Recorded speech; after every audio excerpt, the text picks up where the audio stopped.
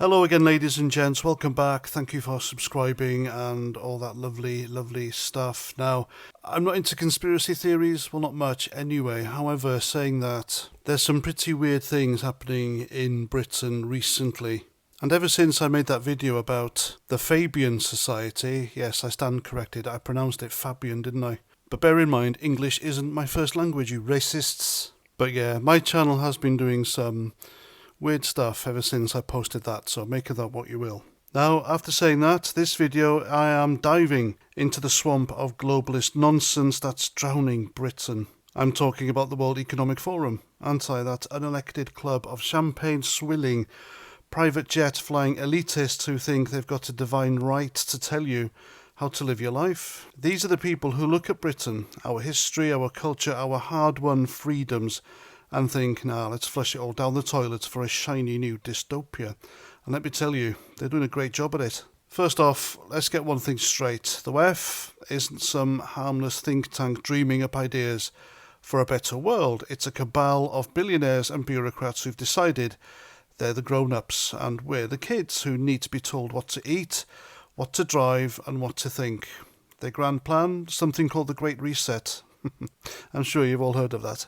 Sounds like a snappy marketing slogan, doesn't it? But don't be fooled, it's a blueprint for turning Britain into a sterile, controlled, bug-eating nightmare where you own nothing, say nothing and smile while you're at it. Now, how are they wrecking Britain? Let's start with the economy. The WEF's fingerprints are all over the push for net zero policies that are strangling British industry. They want us to ditch reliable energy, coal, gas, the stuff that actually works, and bet the farm on windmills and solar panels that can't power a toaster when the weather's bad.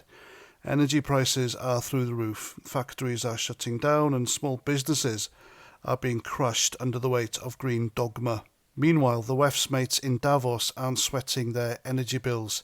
They're too busy skiing down the slopes of their own self-importance, aren't they? Then there's the attack on free speech. The WEF loves to bang on about misinformation, which is just a fancy word for anything they don't want you to say, basically. They're pushing for digital IDs and AI-driven censorship to make sure your opinions stay within the approved lines. In Britain, we're already seeing the effects, aren't we? People dragged into court for tweets, arrested for offensive memes, or silenced because they dared question the latest globalist fad.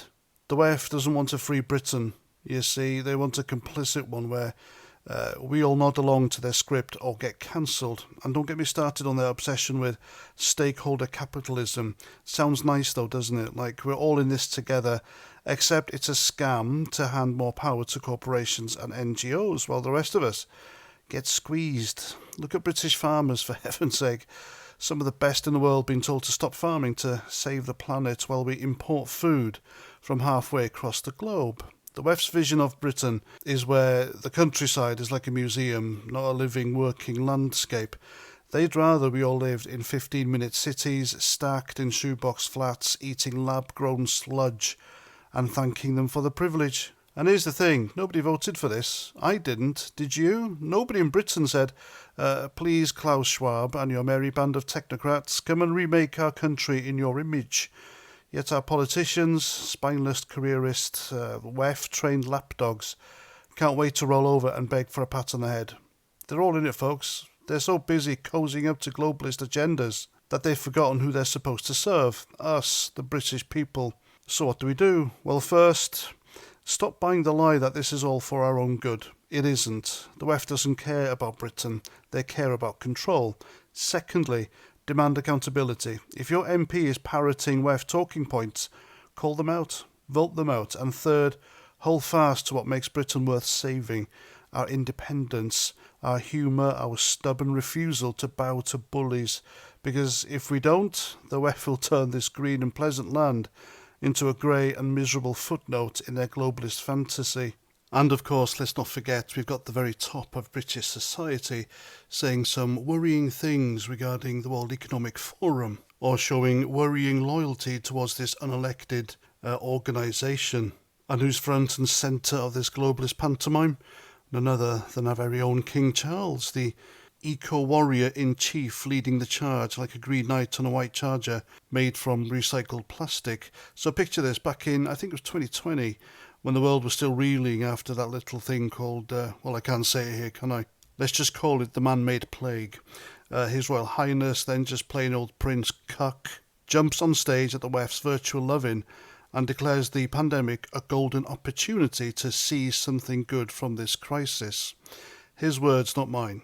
He bangs on about resetting the global economy, apparently, for sustainability, putting nature at the heart of it all and creating a greener, smarter, fairer world. Sounds lovely, doesn't it? Except it's code for taxing your bacon sandwich to save the planet, while the royals jet off to Balmoral in private helicopters.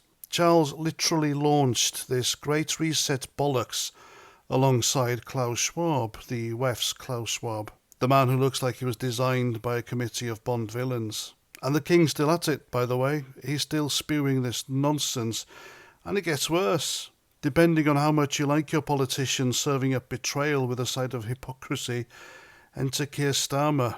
And Starmer's Labour, the party of the working man? Please, it's the party of the WEF's wet dream, with Starmer himself snaking up at globalist gabfests promising to build back better in the same breath as Schwab's reset rhetoric.